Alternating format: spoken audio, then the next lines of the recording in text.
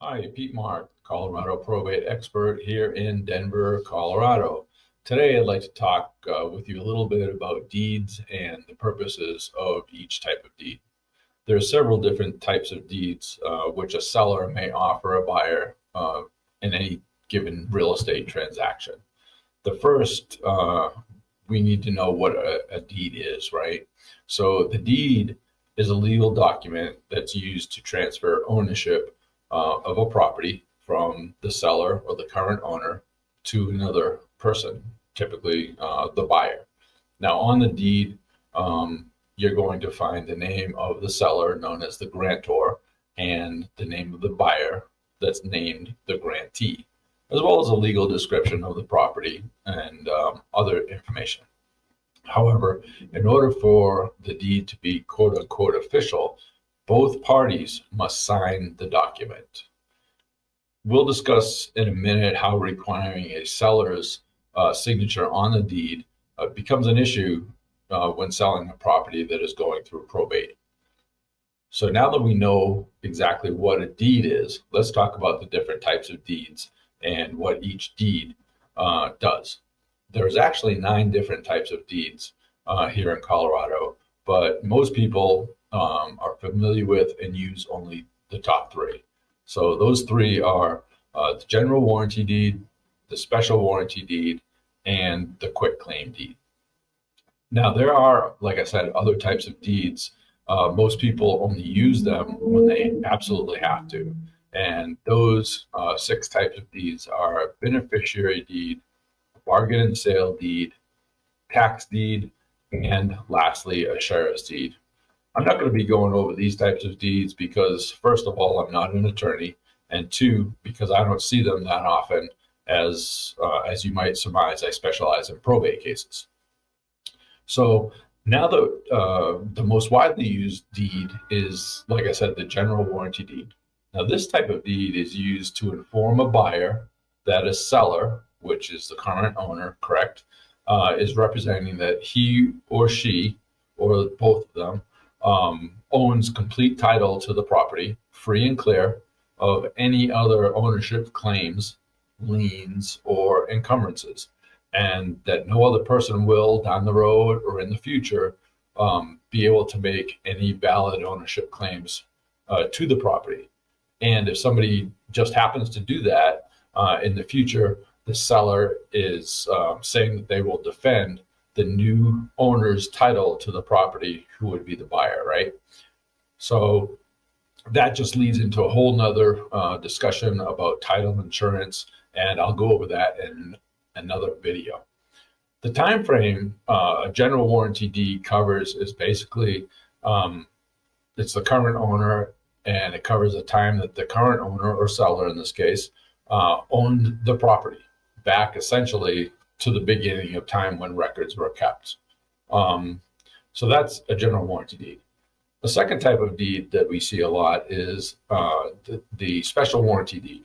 And the special warranty deed is pretty much the same as a general warranty deed. However, the time frame that it covers is different.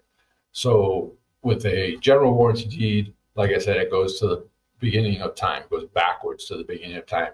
With a special warranty deed, all the time frame that is covered is the time that the current owner, which would be the seller, has owned the property. And with a special warranty deed, the seller and the buyer, the new buyer, share in a chance of a possible past title defect. So those are the 2 main deeds that we see most of the time. And then we also see what is called a quit claim deed. This type of deed is used by a seller to transfer any ownership interest in a property to another party without any claims of warranty. They're not warranting anything about the title. So that means that the seller doesn't guarantee that there are no past title defects, or they even have a legal ownership in the property. So this type of deed is often used when a spouse quits their ownership claim to the other spouse for whatever reason. Mostly seen when one of the spouses changes their last name, or when a property is being put into a family trust or something along those lines. Okay, so now the type of deed I see most often, as you might guess, as a Colorado probate expert, is the personal representative's deed. Remember at the beginning when I said that the signature on a deed is what's required to make the document official, right? So both parties need to sign that. And you might guess that or surmise that after a person passes away, they are obviously unable to sign any type of documents, be it a legal document or any other type of document. So there has to be a way for the property to be sold. And if that's what the heirs decide to do, we need to get a personal representative's deed. So how is that done? Well, the only person who can sign the PRD to transfer ownership rights of the deceased person is their court-appointed personal representative.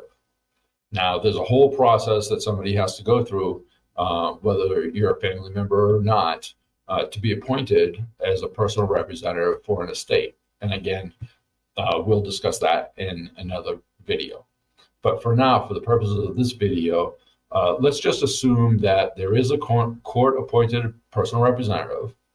And secondly, being appointed a personal representative comes with some significant responsibility as it is a fiduciary position.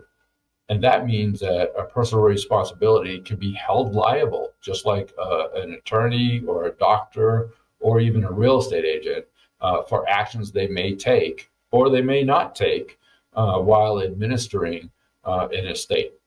Maybe one of the heirs or another family member, if there are any disagreements as to the job the personal representative is doing, they can file a claim in court. And if that fiduciary responsibility goes all the way until the probate is closed for administering the estate. So it could be for sometimes up to 2 years in some of the more complicated cases that I've seen here in Colorado.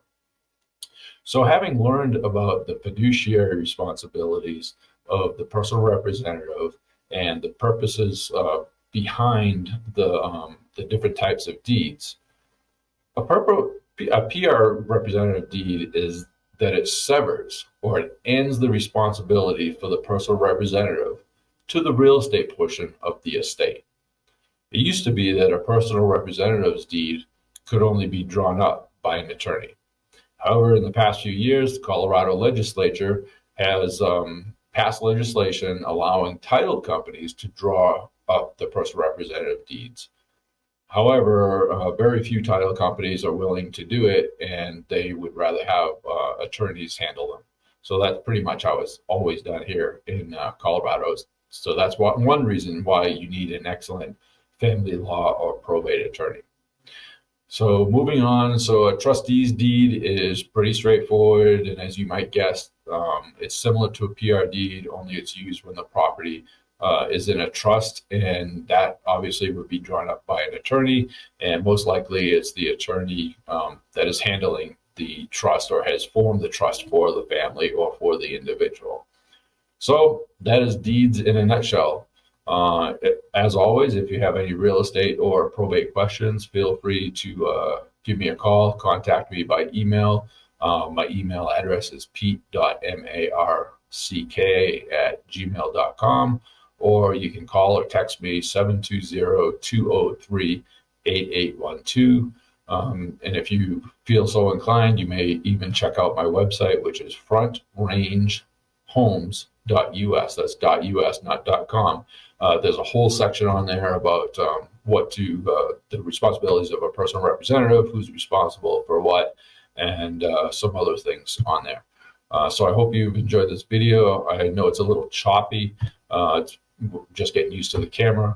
And if you have any questions, like I said, just give me a call. I'll see you on the next video.